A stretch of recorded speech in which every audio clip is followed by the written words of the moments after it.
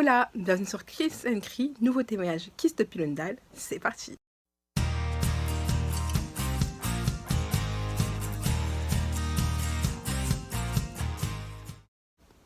Et aujourd'hui on se retrouve pour un nouveau témoignage avec Nicolas qui m'a contacté via Instagram. Ça fait très longtemps et j'ai mis un peu de temps à filmer cette vidéo et cet audio. Désolée, mais j'étais un peu prise. Et si vous aussi vous êtes intéressé par témoigner, n'hésitez pas à me contacter. On peut le faire en live, en texte ou en audio. Et j'ai même dernièrement décidé qu'on pouvait le faire en texte et en audio en même temps pour les passages assez longs, si c'est plus pratique pour vous. Donc voilà, n'hésitez pas à me contacter sur Instagram ou sur Snapchat. Là, on va du coup écouter Nicolas. Enfin, écoutez, je vais lire son texte. Et vous pourrez voir, écouter, savoir que c'est possible de ne pas avoir mal. Je vous laisse à la suite. Bye. Alors, c'est parti. J'ai un petit peu mal à la gorge, mais j'espère que j'arriverai à lire tout d'une traite.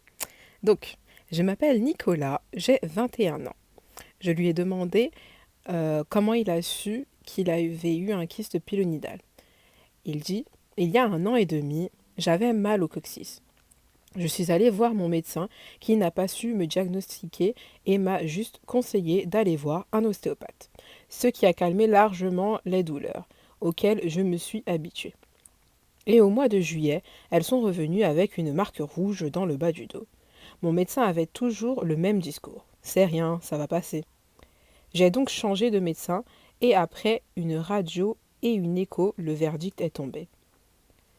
Donc je lui ai demandé quand est-ce qu'il a été opéré. Il me répond le 6 septembre pour éviter les désagréments de la chaleur car je vis dans les Bouches du Rhône. Je lui dis ok, et t'as eu les méchages quotidiens? Oui, 5 cm de point de suture entre les fesses et le reste, méchage quotidien. Je lui ai dit ah d'accord quand même. Est-ce que tu as eu des complications?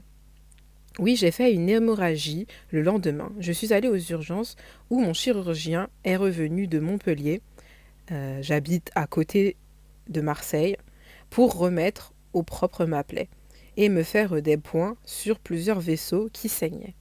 C'est là que j'ai appris que je n'avais quasiment aucune sensibilité à la douleur, car le tout m'a été fait à vif pendant 3 heures sans sentir plus qu'un pincement.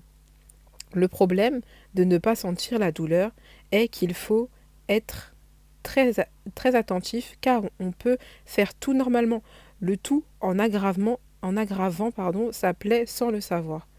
Oh purée, effectivement, et du coup depuis toujours aucune douleur. Enfin il me fait oui, mais tant que qu'on n'a pas eu plusieurs infirmières et médecins qui nous demandent s'ils vous font pas trop mal, alors tu as l'impression qu'ils t'effleurent et qu'ils t'expliquent que tu devrais avoir très mal, tu te dis que c'est normal. Du coup, le médecin des urgences a pris 10 minutes pour m'expliquer à quoi je devais faire attention dans ma vie au quotidien pour être plus attentif. C'est ouf, on ne m'avait encore jamais dit ça. Donc, les soins ne sont pas trop difficiles pour toi. C'est même limite agréable quand j'enlève le pansement sous la douche et que je rince à l'eau après la partie de l'infirmière, je sens rien. Dire que ce qui m'inquiétait le plus était la douleur après l'opération, car mon père avait bien dégusté à l'époque. Incroyable. Comme quoi, la douleur, c'est vraiment propre à chacun. Et vraiment, ça m'a choquée.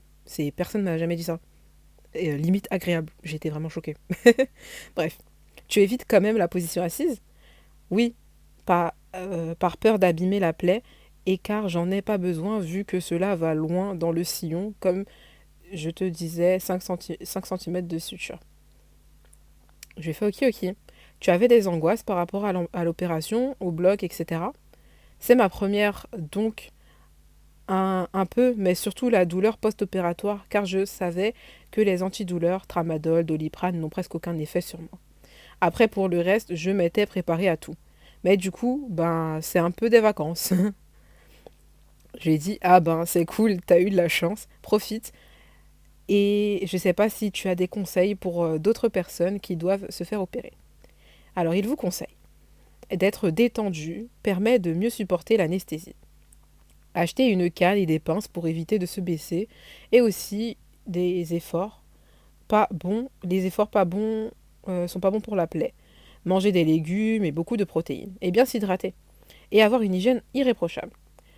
Mon infirmière m'a dit que vu que je suivais bien tout cela, ma plaie évoluait très rapidement et commençait déjà à se refermer entre les fesses vu que moi, ma plaie est principalement en bas du dos. Rigueur et écouter son corps. Je fais d'accord, parfait.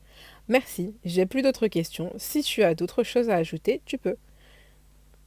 Même si cela peut être stressant, il faut éviter de trop attendre avant de se faire opérer le risque d'avoir une plaie plus grande.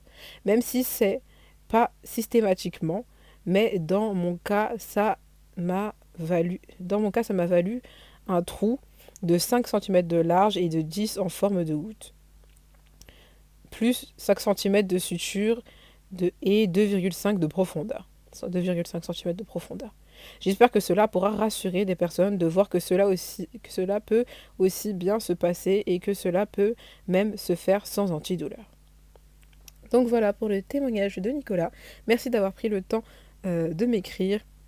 Et encore désolé d'avoir pris un peu de temps à le poster, mais au moins c'est là. Et comme je le disais, prenez soin de vous, oui. Et n'hésitez pas à me contacter. Et je vous dis à bientôt pour un prochain témoignage. Kiss de Pilonidal. Bye.